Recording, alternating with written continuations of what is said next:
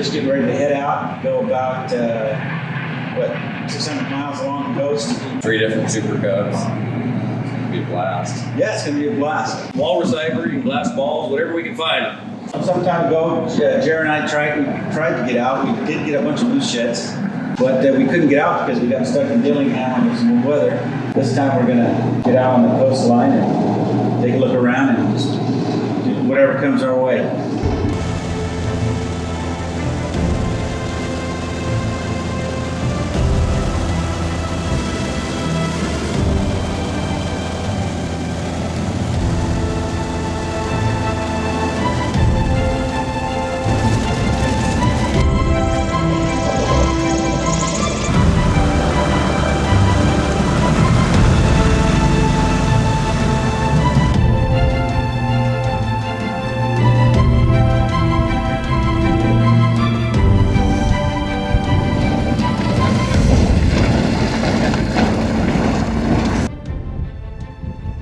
Sure, it was a wolf. Yep. Yeah, it was, you know, it was wolf size and all. I just caught a glimpse of it, but maybe 10, 15 feet of it before it hit the trees. Now that the break is over, it's time to get back in the sky. 600 miles is a long way to go in a Super Cub. The shortcut to the coast that we've taken, through Lake Clark Pass, has brought us to one of the prettiest landscapes on Earth. The scenery alone makes the long trip worth it.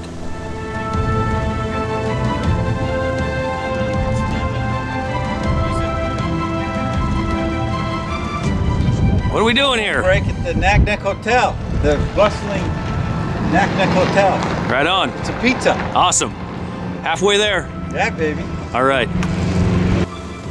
After our stop in Naknek for some good food, and a few more 100 miles behind us, we've made our way to the coastline of the Bering Sea.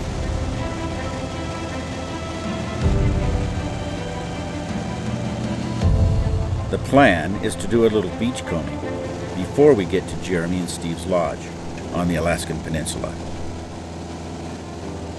Our eyes strain as we scan the coastline, searching for treasures that may have washed up along the seemingly endless shoreline. Here we are in Bering Sea Beach, 2013.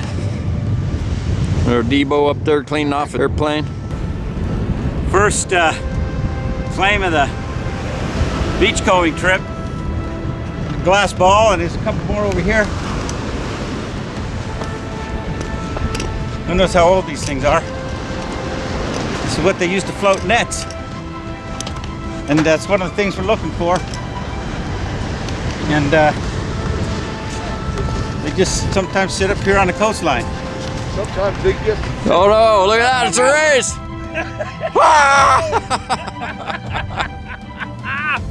Nice! Oh, there's another. Oh, that's awesome. Show us. A couple of glass balls from Japan. Nice. Where do they come from? Japan, and then Leon's found a few that have Russian writing on them, Oh, which is kind of really? weird, yeah. Almost all of them are Japanese writing. That's cool.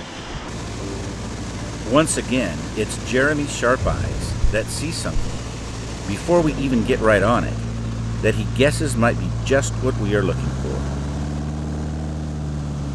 Eagle just right on it.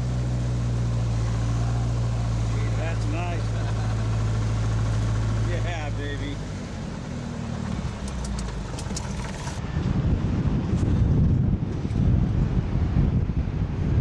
Oh, it's awesome, man. You want to just leave it then, come back?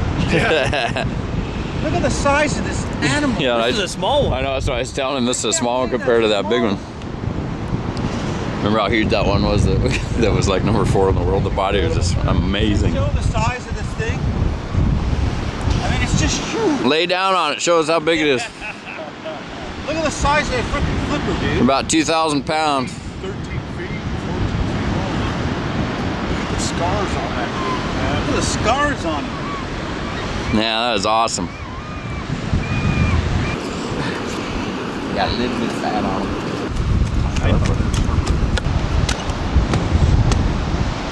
Look at that Usik. Wow.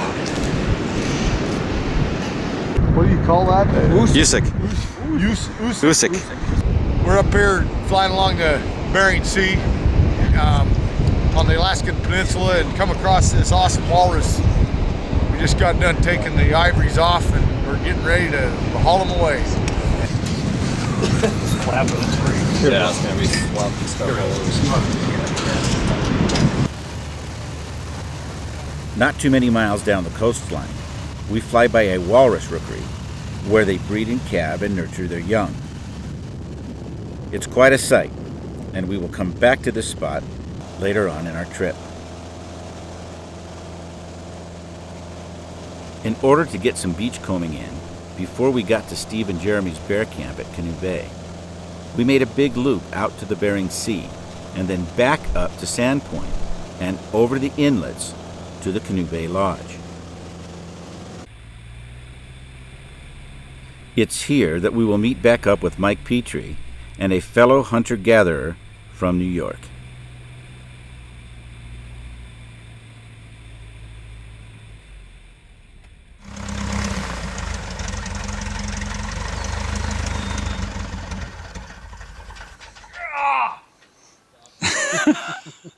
As I look out at the inlet to Canoe Bay, on what is an exceptionally beautiful day for the Alaskan Peninsula, I contemplate how lucky we are to have today's weather.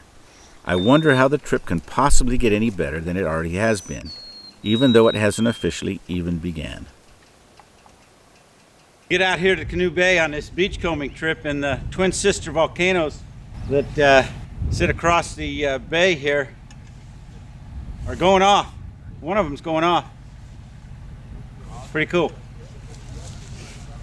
We were able to watch the snowy cap blow off the top of this volcano.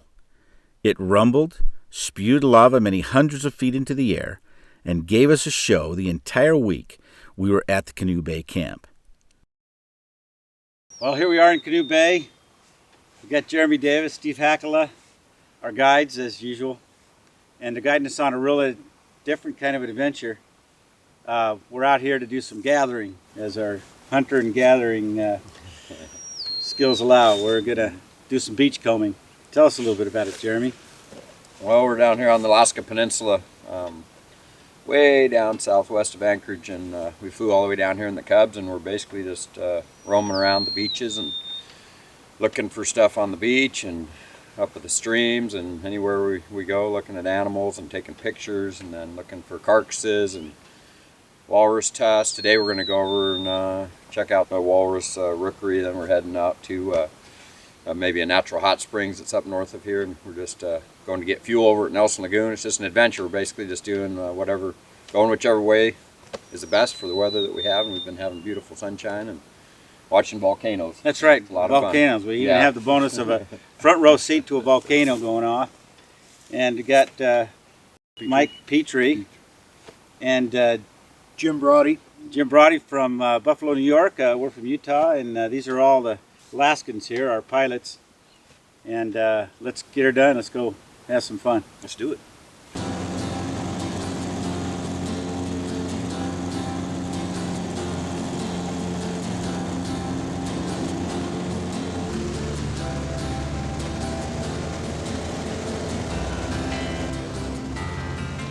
You know, you don't even have to find a thing on a trip down to this lovely part of our world to make the effort of getting to these remote parts worth it.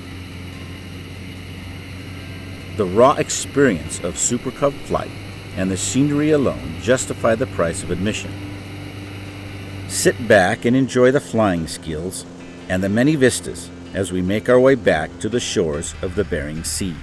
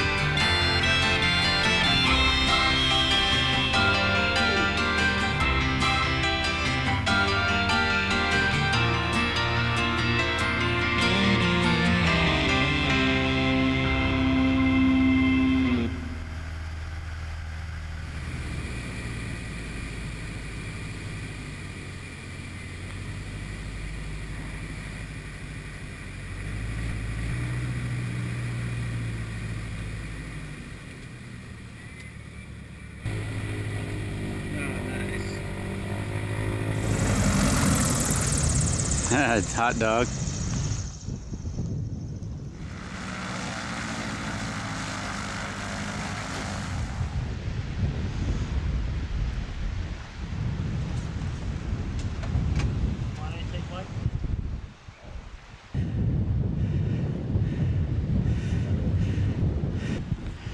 Crazy, isn't it? Big old stacks of shells. Evidently.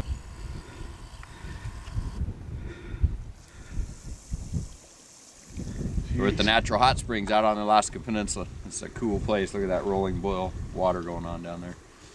We're cooking an egg and we're gonna go sit in it if it's not too hot. Brought the little airplane thermometer. Figure out the temperature. Yeah, just to make sure we don't get. I don't want to get burned. It was 117 degrees last year and I wasn't that tough.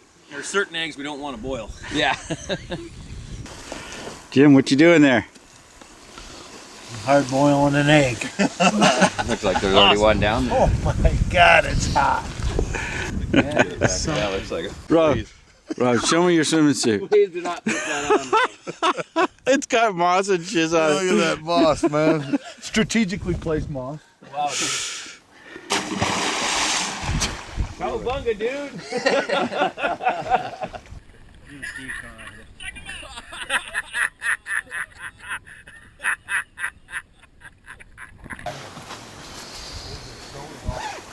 Yeah. Today's day 3 on our Canoe Bay adventure. We flew over this morning, about 30 minutes over here to the this hot springs on the Bering Sea. We just got out, man. It was absolutely a awesome experience. You heat the core back up, ready to go hit the Walrus rookery. Well, here we are. We just landed at Cape Senevin, Walrus rookery. We're just had a little lunch and we're getting ready to hike over and see the walrus. So next clip should be some walrus.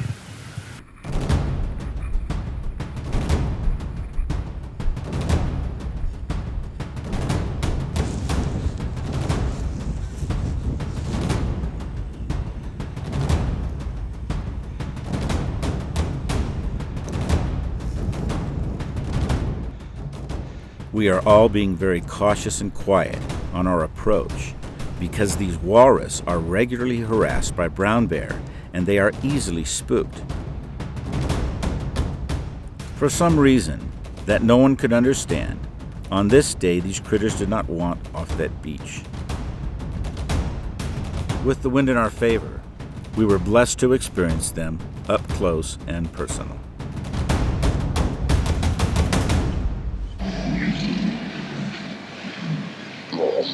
I love all the noises, man. Listen to that. The noises are cool. Not cool, man. Listen to that. This is too cool. It's been a good day.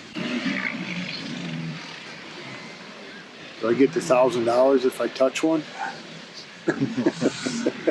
You gotta ride it for You gotta spank him and you gotta ride him. Hey, come and ride him.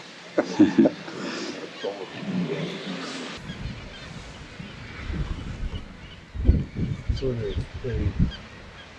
posted these guys like the hang-ups called the rookery. There are walrus bones laying all over this beach. All are a testament to the large bears that also call this place home.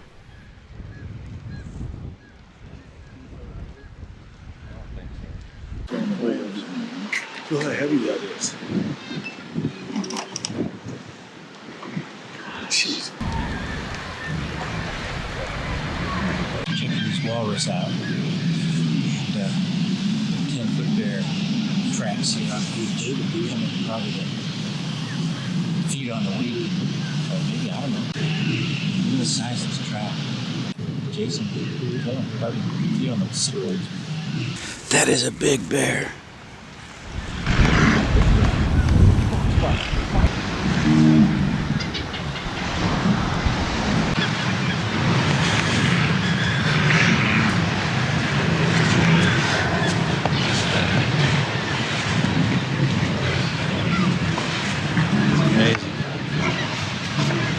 Don't want to do this anymore. They get all packed up. They might get hurt or something. Never thought I'd be this close to walrus.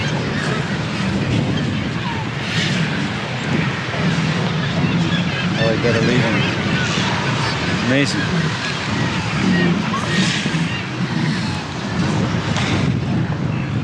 Wow. So cool.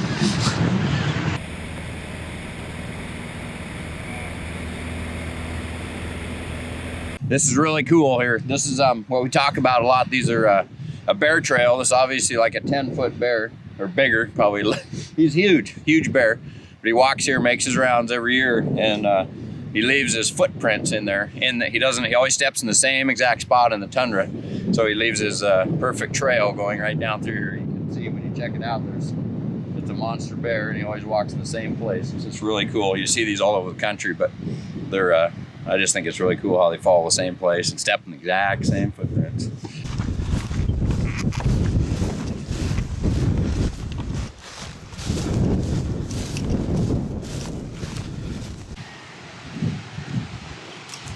Look at all these big old buoys, man. Somehow the way the currents are, it all ends up in one spot.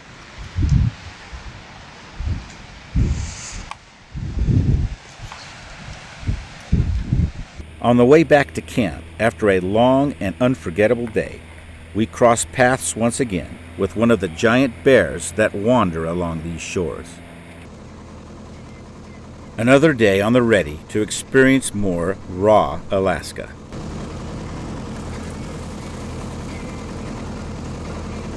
It doesn't take much real estate to get a Super Cub up in the air on a windy day.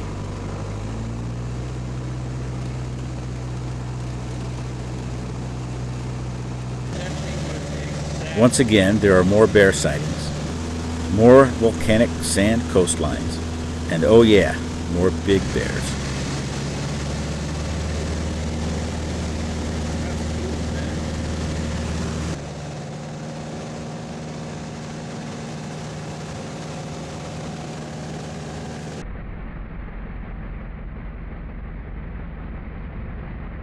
You can tell that this is no ordinary bear here.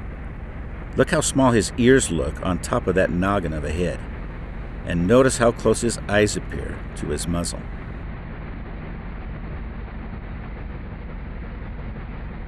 It looks like a whale snout.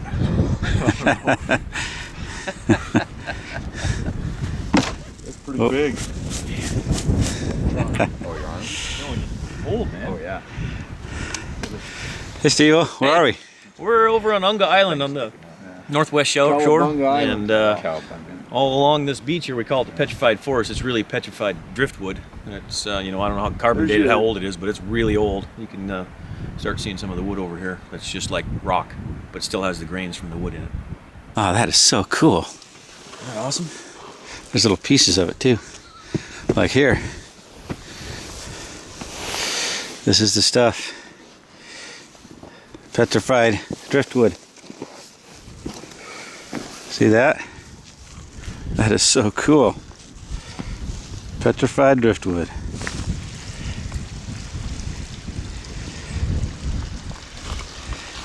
It's all petrified driftwood. See the knot hole? Matter of fact, when I saw this one, I thought it was just a piece of driftwood.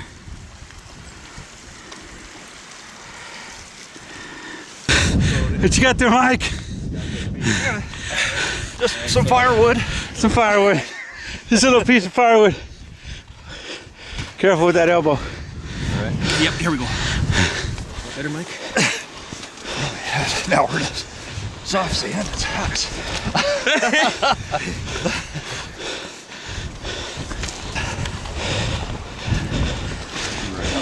Belly pine? They didn't. Don't break anything. Mainly the plane. People heal. See if we can. I don't know why that wood's so heavy. Put it in the seatbelt. Wouldn't be very good. Here. Look at this. Well, Not chilly anymore. no, that warmed us up. Warmed it right up. Here is a better look at that heavy petrified piece of an ancient tree. Let's just hope that the wrong person doesn't take a swing at it with an axe. Oh, getting ready to go here. The guys radio Jeremy to let us know that they have once again found ivory. As we land to join the party, the battery dies on my big camera, but I am able to capture some of the action on my GoPro. You better have a big old chainsaw. Jim, our pleasant companion from New York, finally has his trophy. It's amazing how tough the hide is on these animals and how hard they are on knife edges. Here we are on our last day of beachcombing. Weather's cleared up a bit. We're gonna see what we can see today. We're down going south of Canoe Bay, and the weather's a lot better down here, and we'll see what we can find today. Been a great trip so far.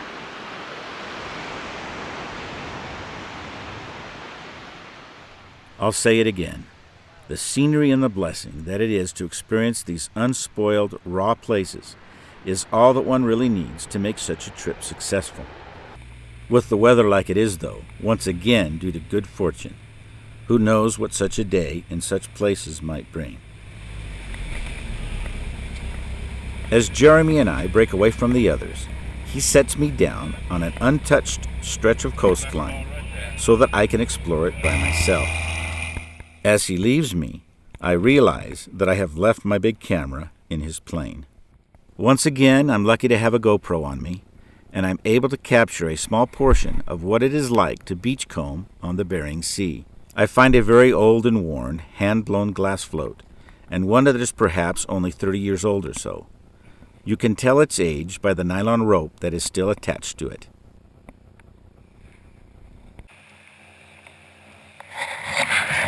Found this whalebone in the bank. Big old whalebone. There's another one down there that's 10 times bigger. Can't get it out. And there's one right here. Look at that thing. Compare it to my foot. Awesome. Whalebone.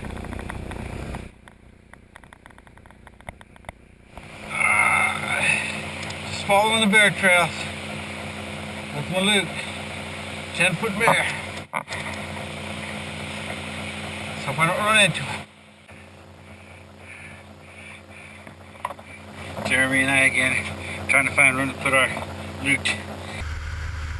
The other pilots have radioed Jeremy to let us know that they have found a small lagoon where more than just a few glass floats have been spotted. We hop on over to their location, but we get there a little too late to partake of the bounty. Rob, the pillager, has found 36 ancient, handcrafted treasures from the Orient. How's the day been going? Hey, it's been great. Found a killer whale ribbon. It's perfect. Oh, really awesome. Did you bring it? Did you bring it along? I actually found a bone this big around. Uh-huh. Stuck straight back into the bank. Wow. It's huge. Wow. After we take off from the secret lagoon, we then shoot on over to Naknek Island to take in its beautiful, jagged shoreline. We now leave Naknek Island and the other plains, and Jeremy and I head back over to the mainland to revisit a stretch of shoreline that we had previously explored. Jeremy had a hunch that we may have missed something in an area that was normally a favorite for beachcombing. What we find in the last minutes of the last day, hidden well up off the shoreline in the middle of some sandy dunes, can best be described as the mother lode. Well, we found the last day here, and we found the jackpot. Let's let everybody see this before we disturb it.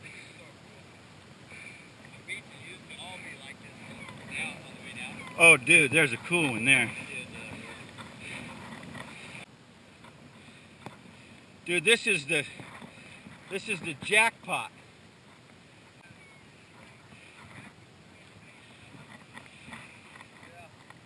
There's one I've never seen before.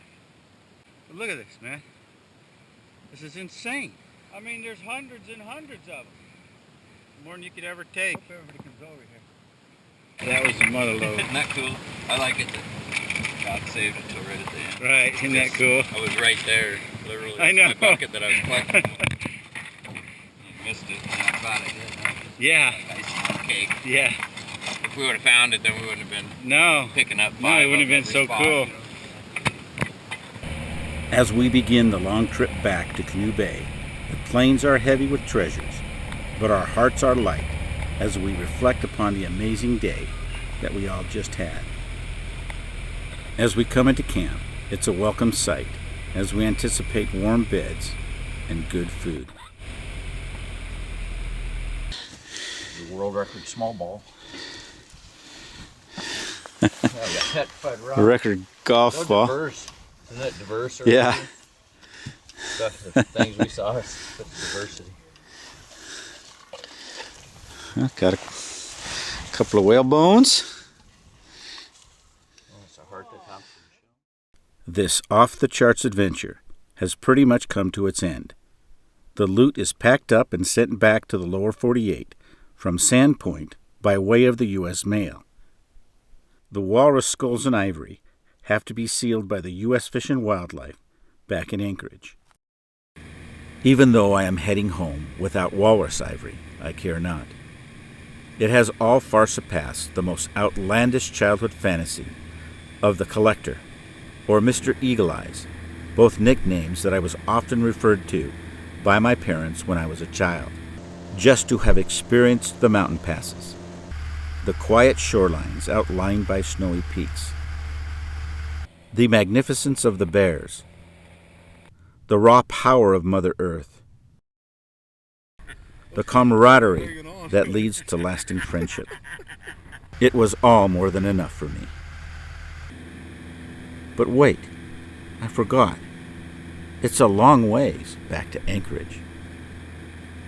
Tell us about the third walrus on a trip. I mean, how rare is that? Yeah, just it worked out really good for all three clients. We came down here about a week ago, and Dennis and Rob came with us coming down, and we found a set coming down about 10 miles back that way, and we were just praying that we could get a couple more so everyone filled out, if you will, their tags. And we found another dead one here on the beach for Dennis, so someone was looking out for us, man. Yeah. Good job finding that, man. Well, hey, what a blast this trip's been. Everybody's behind the camera right now, but Jim, Come on, everybody get in here. Jeremy, Rob's got the camera right now. Mike, man, what a trip. I mean, bunch of grown men being little boys out here. Exactly. Just living the dream, having a really fun That's time. right. Man. Then we found the mother lode of all glass baldom yesterday. Yeah, Dennis and Jeremy found the big old gut that had, 1,000 glass balls. Yeah, in we it. left a bunch of them there, but anyway, what a trip it's been. And Awesome. Jeremy, Long, strange trip. Steve, Awesome. another adventure with you guys. CanoeBayOutfitters.com. ThankCountryLodge.com. That's right, baby. Putting it on the man grill.